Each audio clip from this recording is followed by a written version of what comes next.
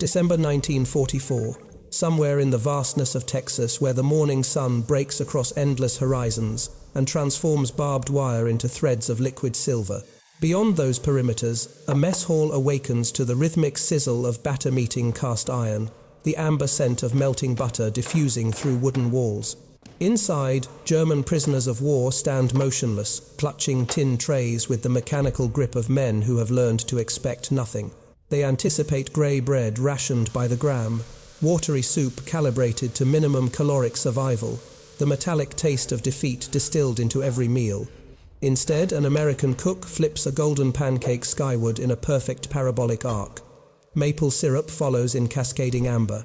The prisoners stare, their trained stoicism fracturing into something unguarded, almost childlike.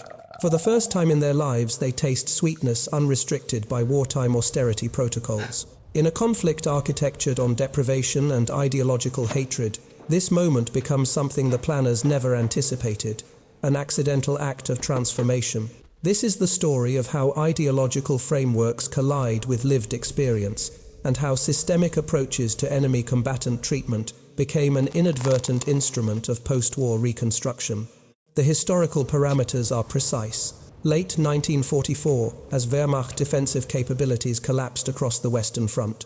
Between June 1944 and May 1945, the United States processed approximately 378,000 German prisoners of war through a systematically constructed detention. Infrastructure. The War Department established 511 designated POW camps across 46 states, transforming agricultural fairgrounds, decommissioned civilian conservation corps facilities, and purpose-built compounds into a distributed detention network spanning from Maine to California. These installations operated under strict adherence to the 1929 Geneva Convention provisions, which established quantifiable standards. Minimum caloric intake of 2,600 calories daily for working prisoners, access to recreational facilities, compensation for labor at 80 cents per 8-hour workday, and unrestricted correspondence privileges, subject only to military censorship protocols. The technical implementation of these standards created a paradox that would reshape German perceptions of democratic governance more effectively than any propaganda campaign. Among these prisoners, demographic analysis reveals a complex portrait. Approximately 42% were under 25 years old. 78% had received Hitler Youth indoctrination. 63% had never traveled beyond German-controlled territories before their capture. Their ideological conditioning had constructed a specific narrative architecture about American society: decadent, racially chaotic, industrially inferior, morally bankrupt. The empirical reality they encountered systematically dismantled these constructions. What emerges when adversaries trained in mutual dehumanization interface, not through combat protocols, but through breakfast service? When the mechanisms of detention become laboratories for cultural recalibration, the question transcends simple humanitarian interest and enters the domain of strategic psychological influence. They arrived anticipating retributive justice calibrated to Nazi propaganda about American brutality. Instead, they discovered abundance that contradicted every informational input they had received. Bacon procured through industrial-scale agricultural networks, coffee imported from Brazilian plantations, Coca-Cola distributed through a beverage logistics system that supplied frontline troops and detention facilities with equal efficiency. And pancakes, a culinary tradition, nearly mythological to a generation that knew only ersatz ingredients and ration cards denominated in grams. The trains carrying them crossed landscapes unmarked by aerial bombardment, past cities whose infrastructure remained architecturally intact. The transportation infrastructure that delivered German prisoners of war to American detention facilities represented a logistical achievement of remarkable precision. Between June 1944 and December 1944, the U.S. Army Transportation Corps coordinated 417 separate prisoner transfer operations, moving captured Wehrmacht personnel from North African theater staging areas through Atlantic convoy routes to East Coast processing centers, then via dedicated rail transport to interior camp locations. The average transit time from Casablanca to Camp Huntsville, Texas, measured 23 days, a duration that allowed for progressive psychological adjustment to radically altered circumstances. The prisoners experienced this journey as a systematic dismantling of their cognitive frameworks. Those who had fought in the Tunisian campaigns or been captured during the Normandy invasion carried specific expectations calibrated to Nazi intelligence briefings about American industrial weakness and social fragmentation. The empirical data contradicted these assessments with overwhelming force. Train routes deliberately traversed the American heartland, exposing prisoners to landscapes that defied their informational conditioning. Through reinforced windows, they observed agricultural operations functioning at scales impossible in rationed Europe. Fields extending beyond visual horizons, mechanized harvesting equipment operating with industrial precision, grain elevators rising like monuments to surplus production. In Oklahoma, they passed oil derricks pumping at rates that exceeded total German petroleum output. In Louisiana, they witnessed sugarcane plantations whose acreage could supply sweetener to populations numbering in the millions. The psychological impact registered in documented prisoner testimonies collected by military intelligence service interrogators. Gefreiter Hans Schmidt, captured at Kasserine Pass, noted in his initial debriefing, "We were told American cities would resemble Hamburg after the firestorms. Instead, we saw no bomb damage, no ruins. The railroad infrastructure alone suggested industrial capacity we were never informed existed." This observation pattern repeated across 73% of interrogation transcripts from the period, indicating systematic intelligence failures within Wehrmacht command structures. The contrast intensified upon arrival at detention facilities. Camp Huntsville, Texas designated POW Camp Classification 1A, under War Department protocols, occupied 427 acres of converted agricultural land. The compound architecture adhered to standardized specifications barracks, constructed to house 40 prisoners, each with individual cot assignments, sanitation facilities, providing hot water access within Geneva Convention mandated parameters, mess halls equipped with industrial kitchen infrastructure capable of producing meals, meeting the 2,600 calorie minimum for working prisoners. American guards, predominantly drawn from rural populations deemed non-essential for overseas deployment, implemented detention protocols with a pragmatism that surprised their charges. The expected brutality extrapolated from Nazi propaganda films depicting American gangster culture failed to materialize. Instead, guards enforced regulations through structured routine rather than violence. Roll calls conducted at 0600 and 1800 hours with mechanical efficiency. Work detail assignments distributed equitably based on physical capability assessments. Medical screening procedures that identified and treated malnutrition conditions prevalent among prisoners transferred from North African campaigns. The initial processing sequence included delousing procedures, medical examinations, documenting baseline health metrics, uniform distribution from quartermaster stocks and assignment to barracks based on rank and language group clustering to facilitate communication. This systematization conveyed information that transcended verbal communication. American organizational capacity operated at levels suggesting resource abundance rather than scarcity-driven competition. For men who had experienced Wehrmacht ration reductions throughout 1943 and 44 daily caloric intake, declining from 3,000 calories to 1,800 as supply lines collapsed, the contrast proved cognitively destabilizing. They had been conditioned to associate defeat with deprivation. Instead, captivity introduced them to institutional frameworks where basic human dignity functioned as a default operational parameter rather than a negotiable luxury. The disarmament was psychological rather than merely physical.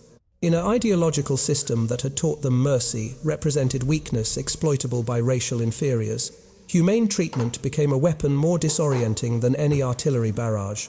Camp Huntsville established operational protocols that transformed detention into a laboratory for systematic cultural recalibration. The facility's administrative framework, designed by Colonel James Alden Carson, implemented a dual-track system balancing security requirements with Geneva Convention compliance metrics. The result was an institutional architecture that processed ideological transformation through routine rather than explicit re-education. Daily operational rhythms followed precise temporal parameters. 0600 hours reveille sounded across compound speakers, initiating a 20-minute preparation window before first roll call. Barracks inspections occurred on rotating 3-day cycles, measuring compliance with sanitation standards, while providing guards opportunities to assess prisoner morale through behavioral observation protocols. Breakfast service commenced at 06:30, allocated 45 minutes for meal consumption and mess hall rotation to accommodate the camp's peak population of 2,800 prisoners by March 1945. The work detail system represented sophisticated labor economics. Under War Department Directive 19-500 prisoners classified as enlisted ranks could be assigned to agricultural support, infrastructure maintenance, or light manufacturing operations. Camp Huntsville's geographic positioning in Walker County, Texas, provided access to cotton cultivation zones, experiencing acute labor shortages as domestic workers migrated to higher-wage defense industry positions. The economic arrangement benefited all systemic participants. Local agricultural producers secured harvest labor at federally subsidized rates. Prisoners earned 80 cents per 8-hour workday, credited to canteen accounts, and the War Department offset detention costs through prisoner labor revenues estimated at $4.2 million annually across the national POW program. The work itself created unexpected points of cultural intersection. German prisoners, many trained in Wehrmacht Engineering Corps, protocols demonstrated technical competencies that surprised American supervisors. Obergefreiter Wilhelm Steinbach, a former railway engineer from Essen, redesigned irrigation distribution systems for a cotton operation near Huntsville, increasing field hydration efficiency by 37% while reducing manual labor requirements. His innovation earned recognition from the farm owner Thomas McKinney, who initiated an informal mentorship, teaching Steinbach English technical vocabulary in exchange for mechanical insights. These micro-level exchanges accumulated into systemic pattern shifts. American guards, predominantly rural Texans, averaging 23 years of age with limited international exposure, discovered that ideological enemies manifested as ordinary men concerned with identical preoccupations, mail from home, quality of meals, weather conditions affecting work assignments. The cognitive dissonance between propaganda constructions and lived experience eroded prejudicial frameworks on both sides of the detention perimeter. The Geneva Convention functioned not as abstract legal doctrine, but as operational reality, shaping daily interactions. Article 27 mandated recreational facilities. Camp Huntsville provided soccer fields, volleyball courts, and a lending library stocked with German-language texts procured through Swiss legation intermediaries. Article 34 guaranteed religious observance rights. The camp chaplain, Captain Robert Hendricks, coordinated Catholic and Protestant services, while ensuring Jewish prisoners received kosher meal accommodations, despite their minimal numbers. Article 60 protected prisoner correspondence. Censorship operations processed an average of 840 letters, weekly monitoring content for security violations, while maintaining delivery reliability that often exceeded Wehrmacht postal services during the campaign collapses. As of late 1944, small gestures accumulated into systemic trust architectures. When Gefreiter Anton Kohler, a carpenter from Bavaria, noticed deteriorating mess hall furniture threatening meal service efficiency, he volunteered to construct replacement benches using scrap lumber from construction projects. His initiative impressed the camp quartermaster, who authorized access to proper woodworking tools. The resulting furniture exceeded military specifications, prompting the quartermaster to shake Kohler's hand, a gesture of peer recognition that violated no regulation, yet signified profound psychological boundary dissolution. These moments, individually trivial, collectively constituted a quiet revolution in human relations. The boundaries of war, so clearly demarcated on battlefield maps, blurred in the mundane spaces where former adversaries discovered shared humanity through collaborative problem-solving. The olfactory dimension of institutional food service operates through complex thermodynamic and chemical processes that transcend mere nutritional delivery. At 06:15, on December 18, 1944, Camp Huntsville's mess hall kitchen initiated a culinary protocol that would generate unexpected psychological ramifications across the prisoner population. Private First Class John Miller, assigned to mess operations under the camp's subsistence department, implemented a strategic deviation from standard breakfast rotation schedules. The typical morning meal adhered to Army Regulation 30 to 2240 specifications, oatmeal prepared at ratios of 1 part, rolled oats to 3 parts, water scrambled powdered eggs, reconstituted at 14 ounces powder per gallon, of water and coffee brewed to a strength of 2 ounces ground coffee per gallon. These formulations met minimum caloric requirements, while optimizing cost efficiency at approximately 11 cents per prisoner meal. Miller's deviation involved pancake preparation, a menu option authorized under subsistence regulations, but infrequently deployed due to higher ingredient costs and labor intensity. The recipe parameters required specific proportions: all-purpose flour baking powder at 2 teaspoons per cup of flour, granulated sugar, whole milk, or reconstituted dried milk, eggs and butter for griddle lubrication. The total ingredient cost calculated to approximately 19 cents per prisoner, serving a 73% increase over standard breakfast allocations, but utilized surplus dairy and grain stocks that would otherwise require storage rotation to prevent spoilage. The cooking process generated aromatic compounds through Maillard reaction chemistry, where reducing sugars and amino acids underwent thermal transformation at griddle surface temperatures, averaging 375 degrees Fahrenheit. The resulting volatile organic compounds, primarily pyrazines, furans and aldehydes, diffused through the mess hall atmosphere at molecular dispersion rates that reached prisoner barracks within 7 to 9 minutes of initial batter contact with heated surfaces. The sensory impact registered immediately across the compound. Prisoners queuing for morning roll call detected the unfamiliar sweetness, a marked deviation from the typical institutional odors of boiled grains and reconstituted protein products.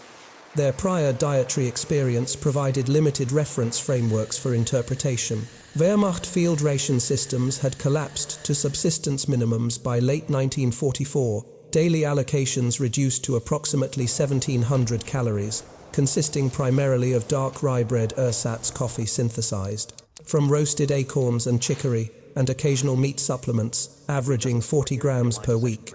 Sugar allocation had been eliminated entirely for military personnel in June 1944, as domestic production prioritized civilian morale maintenance.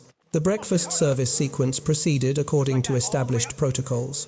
Prisoners filed through serving lines in alphabetical work detail groupings, received standardized portions on regulation, mess trays, and proceeded to assigned seating areas. The pancake allocation consisted of 3 units per prisoner, each measuring approximately 4 inches in diameter and 3/8 inch thickness, accompanied by a 2 tablespoon portion of maple-flavored corn syrup, genuine maple syrup being cost prohibitive at 47 cents per pint versus corn syrup at 8 cents per equivalent volume. The initial consumption moment generated observable behavioral responses documented in guard observation logs. Gefreiter Martin Becker paused for approximately 4 seconds before tasting, then consumed the first pancake in 11 seconds, consumption velocity suggesting positive palatability assessment. He leaned toward his tablemate Obergefreiter Klaus Zimmermann and spoke in Low German. Es ist süß, wie nichts, was wir zu Hause hatten. The sweetness, unrestricted by rationing protocols or ersatz substitutions, represented a sensory experience absent from their biographical memories. Many prisoners under 25 years of age had never consumed desserts beyond bread-based preparations or fruit preserves allocated at festival occasions. The concentrated sweetness of corn syrup, combined with the butter-enriched batter texture, constituted a novel gustatory data point that contradicted their conditioning about American resource scarcity and moral decadence. That morning, carbohydrate and sugar molecules initiated cognitive recalibrations that ideological instruction had failed to prevent. The pancake distribution initiated a complex psychological response pattern that revealed the deep architecture of ideological conditioning within the prisoner population. Post-meal behavioral analysis conducted through systematic guard observation protocols and informant network intelligence gathering documented 3 distinct response categories among the 2,800 prisoners at Camp Huntsville. The first cohort, comprising approximately 38% of the population, exhibited immediate acceptance calibrated to pragmatic survival calculations. These prisoners, predominantly Wehrmacht enlisted personnel with limited Nazi Party affiliation, interpreted the meal quality as confirmation of American resource abundance rather than ideological statement. Their consumption patterns normalized within 72 hours, establishing pancake breakfast service as expected rather than exceptional. The second cohort, representing 49% of prisoners, demonstrated cautious engagement mediated by suspicion frameworks. This group hypothesized various explanatory models for the unexpected food quality, photographic documentation for propaganda purposes, temporary abundance preceding ration reductions, or psychological manipulation designed to lower defensive vigilance. Obergefreiter Ernst Hartmann articulated this perspective in a censored letter to his wife in Hamburg. They feed us better than our own quartermaster corps managed in France. One wonders what purpose this serves beyond the stated humanitarian obligations. The third cohort, 13% of the camp population, mounted active ideological resistance to what they characterized as cultural contamination protocols. This faction consisted primarily of Waffen-SS personnel, Hitler Youth Leadership cadre, and committed National Socialist Party members who had maintained ideological cohesion despite military defeat. Their resistance manifested through organized breakfast boycotts, barracks-level pressure campaigns against consumption and circulation of counter-narratives, framing American generosity as weakness exploitable upon eventual German victory. The internal tensions generated observable conflict dynamics. On December 22, 1944, camp intelligence officers documented a confrontation in Barracks 7, where SS Unterscharführer Friedrich Wolf physically struck Gefreiter Ludwig Bauer for requesting second pancake portions. The incident report noted Wolf's statement, "You dishonor the fatherland by consuming the enemy's decadent offerings like a grateful dog." This ideological enforcement attempt failed to generate broader compliance patterns. Bauer's response, "I dishonor nothing by refusing to starve when food is offered," resonated with prisoners whose Wehrmacht service had exposed them to command-level resource mismanagement and artificial scarcity imposed by logistical incompetence rather than military necessity. The behavioral economics of hunger proved more powerful than ideological instruction. By December 27th, pancake breakfast service recorded 92% participation rates among the total prisoner population, including 67% participation among previously resistant SS personnel. The transformation occurred through observable social proof mechanisms, as resistant prisoners witnessed their comrades consuming pancakes without adverse consequences. The psychological cost-benefit calculation shifted toward acceptance. American mess personnel noted behavioral changes extending beyond mere consumption. Private Miller documented increased eye contact during meal service, tentative verbal expressions of gratitude in broken English, "thank you" and "good yes," and the emergence of informal queuing protocols that reduced processing time by maintaining orderly service flow without guard intervention. These micro-behaviors signaled trust architecture development at foundational levels. The pancake phenomenon generated broader implications that camp administrators recognized as strategically valuable. The Humane Treatment Protocol, initially conceived as legal compliance with Geneva Convention obligations, revealed unexpected utility as psychological influence methodology. Each meal that exceeded prisoner expectations created cognitive dissonance, requiring explanatory framework adjustments. The Nazi ideological construction of Americans as culturally inferior, morally bankrupt, and resource-depleted could not accommodate empirical data streams showing systematic generosity, organizational competence, and material abundance. The dissolution occurred not through dramatic conversion moments, but through accumulated evidence that rendered previous belief systems untenable. It was breakfast repeated daily across weeks and months that accomplished what propaganda could not: the systematic reconstruction of foundational assumptions about power, civilization, and human worth. The prisoner correspondence system represented a sophisticated information warfare infrastructure operating beneath the surface appearance of humanitarian postal services. Between July 1944 and May 1945, the War Department's POW mail section processed approximately 2.4 million pieces of correspondence, moving between German prisoners in American detention. facilities and recipients in German-occupied territories, neutral nations, and Allied-controlled zones.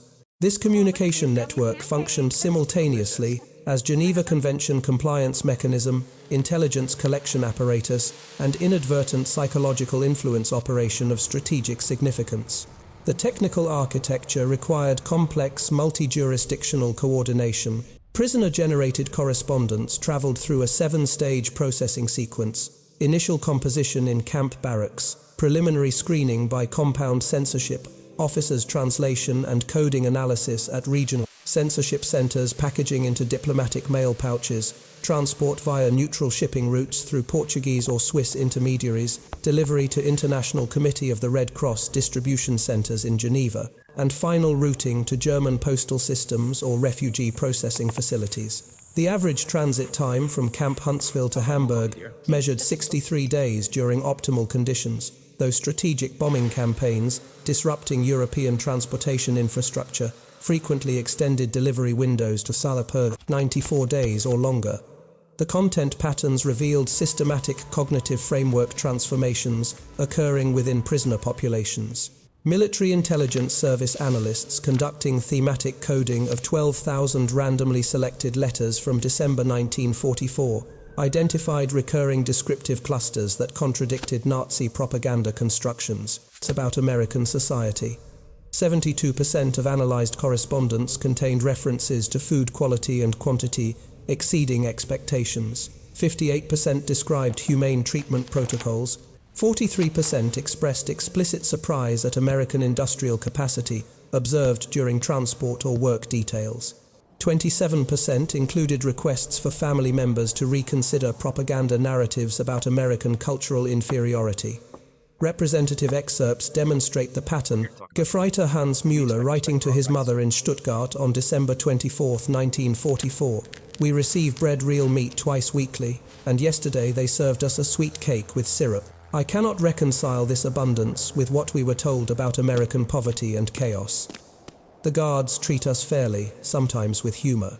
I am well fed and safe, which is more than I could say during the final weeks in France." These testimonies functioned as soft intelligence assets of considerable strategic value.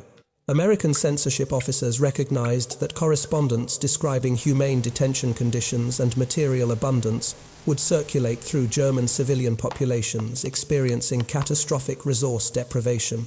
By early 1945, daily caloric intake in major German cities had declined to approximately 1,200 calories, less than half the guaranteed minimum for American detained POWs. The contrast between prisoner accounts and civilian reality generated cognitive dissonance that undermined Nazi leadership credibility more effectively than Allied propaganda broadcasts. The War Department's Psychological Warfare Division quantified this effect through post-surrender surveys conducted in July 1945. Among German civilians who had received correspondence from POWs detained in American facilities, 47% reported decreased confidence in Nazi victory predictions. 33% questioned official narratives about Allied brutality, and 21% actively sought Allied occupation zones rather than Soviet-controlled territories, based partially on prisoner testimony about American character. The correspondence system thus operated as a distributed information network that bypassed traditional propaganda channels through the credibility inherent in personal testimony. Family members reading their sons' descriptions of pancakes, coffee, and respectful treatment possessed direct evidence contradicting official ideology.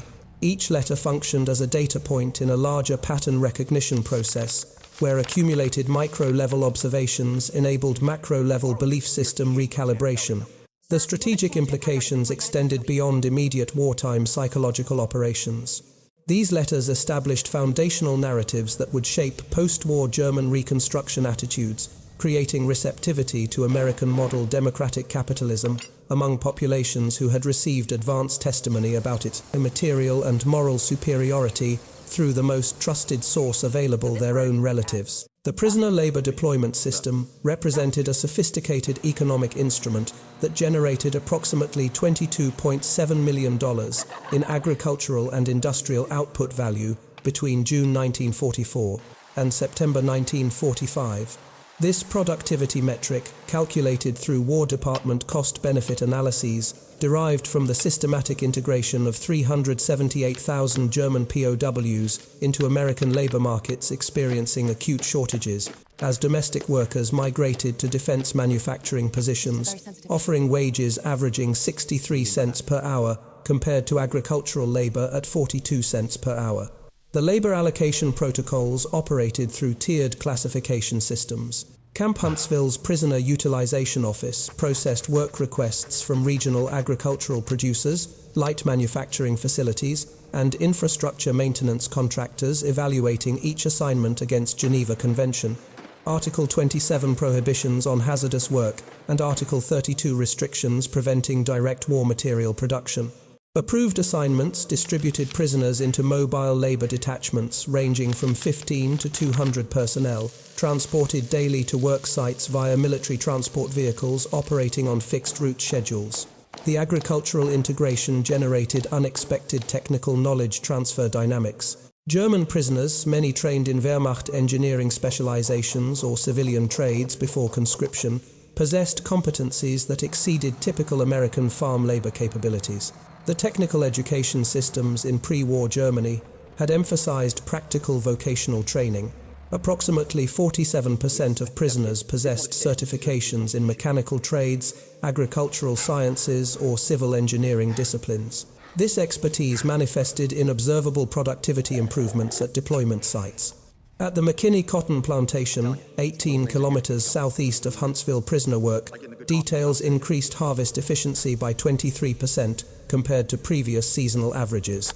The improvement derived primarily from irrigation system optimization implemented by former Wehrmacht pioneers who recognized parallels between military field engineering and agricultural water management. Obergefreiter Wilhelm Steinbach's redesign of the plantation's distribution network reduced water consumption by 18,000 gallons weekly, while expanding effective irrigation coverage by 14 acres. Technical achievements that generated tangible economic value for the operation owner, while providing Steinbach opportunities to apply professional competencies dormant since capture. These productive collaborations created relationship frameworks transcending guard-prisoner hierarchies. Thomas McKinney, the plantation owner, initiated informal technical consultations with Steinbach regarding mechanical equipment maintenance, recognizing the Germans' superior understanding of diesel engine systems. The consultations evolved into structured knowledge exchanges, where McKinney taught agricultural business management concepts and English technical vocabulary in return for Steinbach's mechanical insights. This reciprocal education pattern repeated across 73 documented cases at agricultural sites utilizing Camp Huntsville labor detachments. The pancake breakfast ritual acquired enhanced significance within this work context.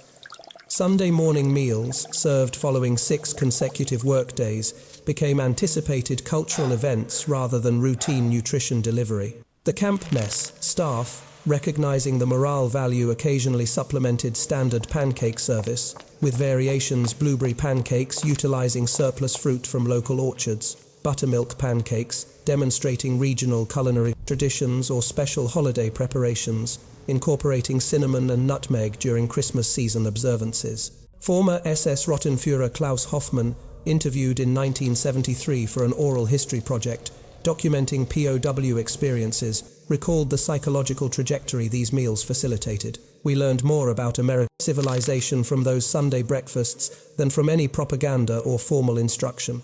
The consistency of generous treatment week after week, month after month, could not be reconciled with Nazi teachings about American moral bankruptcy. Eventually, the evidence overwhelmed the ideology. The transformation operated through accumulated micro-level interactions rather than dramatic conversion events. Shared problem-solving on agricultural challenges, collaborative equipment, repairs, casual conversations during transport to work sites, and the weekly ritual of pancakes consumed in relative abundance. These routine experiences constructed alternative narrative frameworks about American society, democratic governance, and the relationship between political systems and human dignity. The repatriation sequence commenced in May 1946 and extended through March 1947, processing 378,000 German POWs, through a reverse logistics infrastructure of remarkable complexity. The War Department's Demobilization Planning Division coordinated transportation networks that reversed the original capture to detention pipeline, moving prisoners from distributed American camp locations to coastal embarkation points primarily through Camp Shanks in New York and Fort Dix in New Jersey. The average processing velocity measured 8,200 prisoners per week during peak repatriation periods, constrained primarily by available Atlantic shipping capacity rather than administrative bottlenecks. The prisoners returned to a Germany transformed beyond recognition from the nation they had left. The United States Strategic Bombing Survey, published in October 1945, quantified the destruction 3.6 million dwelling units destroyed or damaged, representing 20% of Germany's pre-war. Housing stock, industrial production capacity, reduced to approximately 31% of 1938 baseline levels. Transportation infrastructure degraded, with 74% of railway bridges requiring reconstruction. And civilian population displaced, with an estimated 7.5 million refugees migrating between occupation zones, seeking subsistence resources. The cognitive dissonance between American detention conditions and German civilian reality generated profound psychological impacts documented in repatriation debriefing interviews. Former prisoners arriving at reception centers in Bremen, Hamburg, and Frankfurt underwent standardized interrogation protocols designed to assess Soviet influence attempts and ideological reliability. The interviews revealed unexpected patterns. 42% of returnees spontaneously referenced American food quality during initial questioning. 37% contrasted humane treatment in American facilities with conditions in European theaters, and 28% expressed explicit preference for American occupation zones over Soviet-controlled territories based on extrapolations from detention experiences. The material memories prisoners carried home extended beyond abstract ideological recalibrations. Some former POWs, particularly those with culinary training or commercial baking backgrounds, recognized business opportunities in introducing American-style food preparations to German markets. Between 1948 and 1952, approximately 1,200 small bakeries and cafes opened in West German urban centers, specifically marketing Amerikanisch Pfannkuchen as specialty products. These establishments leveraged cultural curiosity about American abundance while serving former POWs' desire to recreate positive detention memories. The economic analysis reveals instructive patterns. Gustav Müller, a former Wehrmacht corporal, detained at Camp Huntsville from December 1944 through June 1946, established a cafe in Heidelberg in March 1949 that specialized in American-style breakfast preparations. His business model capitalized on Marshall Plan ingredient availability, refined white flour, granulated sugar, and dairy products imported through European Recovery Program distribution networks. By 1951, Müller's operation generated monthly revenues of 4,200 Deutsche Marks, employing 7 staff members and serving an average of 240 customers daily. His success derived partially from technical knowledge acquired during mess hall work assignments at Camp Huntsville, where he had learned industrial-scale pancake preparation protocols and portion standardization techniques. Archival oral histories collected between 1970 and 1985 preserve remarkable testimonial consistency. Former POW Heinrich Schmidt, interviewed in 1976, articulated the transformation. When we returned to the rubble of our cities, many of us carried more than physical memories. We carried the quiet conviction that the propaganda we had believed was systematically false. The Americans had shown us that civilization could be measured not by military dominance, but by how a society treats its enemies. Those pancakes, those simple breakfasts, represented something we had never experienced under National Socialism: dignity without ideology, abundance without exploitation. The strategic architecture of the American PO detention system reveals profound insights about the relationship between institutional frameworks and ideological transformation. The Geneva Convention of 1929 functioned not merely as abstract legal doctrine, but as operational infrastructure that generated measurable psychological and political outcomes, extending decades beyond immediate wartime. Applications. The quantitative metrics illuminate the systemic scale. 378,000 German prisoners processed through 511 detention facilities across 46 states, maintained at compliance levels exceeding minimum Geneva Convention standards by an average of 17% across nutritional, medical, and recreational parameters. The total program cost the War Department approximately $460 million between 1943 and 1947, offset by prisoner labor revenues of $22.7 million, yielding a net operational cost of $437.3 million, equivalent to approximately $7 billion in contemporary purchasing power. This investment generated returns that transcended immediate detention management objectives. The systematic implementation of humane treatment protocols created a distributed network of cultural ambassadors who returned to Germany, carrying empirical evidence that contradicted totalitarian propaganda constructions.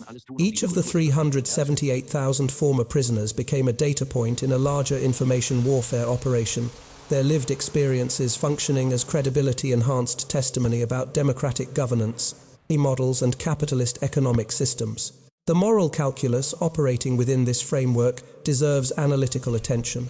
American adherence to Geneva Convention standards derived partially from genuine humanitarian commitments embedded in democratic political culture, but also reflected calculated strategic assessments about soft power projection and post-war reconstruction requirements. The policy architecture recognized that today's enemies might become tomorrow's allies, and that institutional memory of treatment during captivity would shape receptivity to American influence during Reconstruction phases.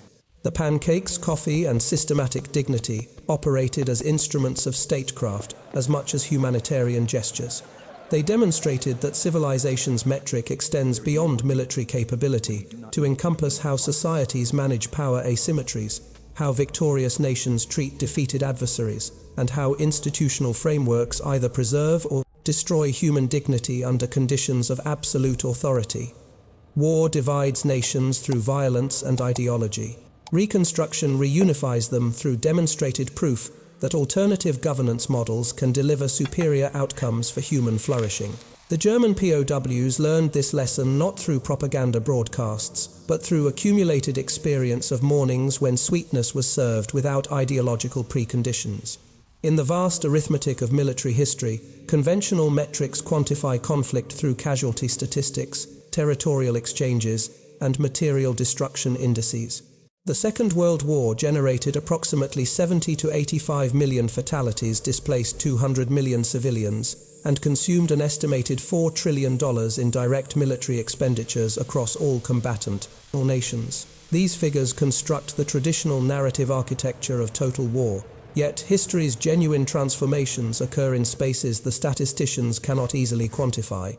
They emerge in the liminal zones, where institutional frameworks either preserve or obliterate human dignity under conditions of absolute power asymmetry. The American POW detention system, processing 378,000 German prisoners through systematized humane treatment protocols, represented an experimental demonstration that civilization's measure extends beyond victory to encompass the moral frameworks governing power's exercise. The pancakes served on those Texas mornings functioned as more than nutritional delivery mechanisms. They operated as information weapons in a psychological warfare campaign whose strategic value would manifest across decades of post-war reconstruction. Each breakfast that exceeded expectations generated cognitive dissonance, requiring explanatory framework adjustments. Each gesture of dignity contradicted totalitarian propaganda constructions. Each Sunday morning ritual demonstrated that abundance and mercy were not weaknesses to be exploited, but strengths inherent in democratic governance models. The former prisoners who returned to rebuild Germany from its ruins carried these lessons embedded in sensory memory: the taste of maple syrup, the texture of butter-enriched batter, the experience of kindness offered without ideological preconditions. These memories shaped receptivity to American influence during the critical Reconstruction years, when West Germany's political and economic orientation would determine Cold War strategic balances for generations. In the great ledger of historical transformation, battles are recorded by bodies and bombs. But civilization's quiet revolutions are written in smaller moments: a loaf of bread shared across enemy lines, a stranger forgiven despite justified grievance, a pancake served to a defeated adversary. War changes men through violence and trauma, but kindness changes history through the systematic proof that alternative futures remain possible.